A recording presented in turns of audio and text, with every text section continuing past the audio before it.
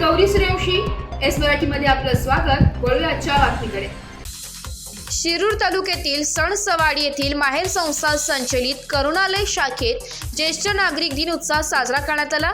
या प्रसंगी राष्ट्रपिता महात्मा गांधी व देशाचे माजी पंतप्रधान लाल बहादूर शास्त्री यांच्या जयंतीनिमित्त विनम्र अभिवादन करण्यात आले।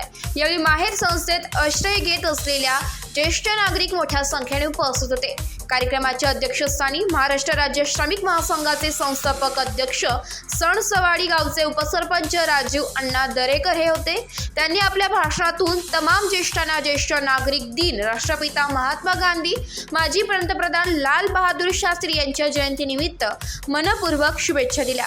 यावेळी युवा पत्रकार संघाचे पुणे जिल्हाध्यक्ष रिजवान बागवान, माहेर संस्थेचे व्यवस्थापक विजय तवर, महाराष्ट्र राज्य श्रमिक महासंघाचे सचिव रवींद्र पवार, उपाध्यक्ष ज्ञानेश्वर जाधव, खजिनदार विकास बापू दरेकर, पत्रकार तात्याराम मोरे, दादाभाऊ राठोड, भास्कर मोरे, इंद्रजित लोडगे आदी उपस्थित होते।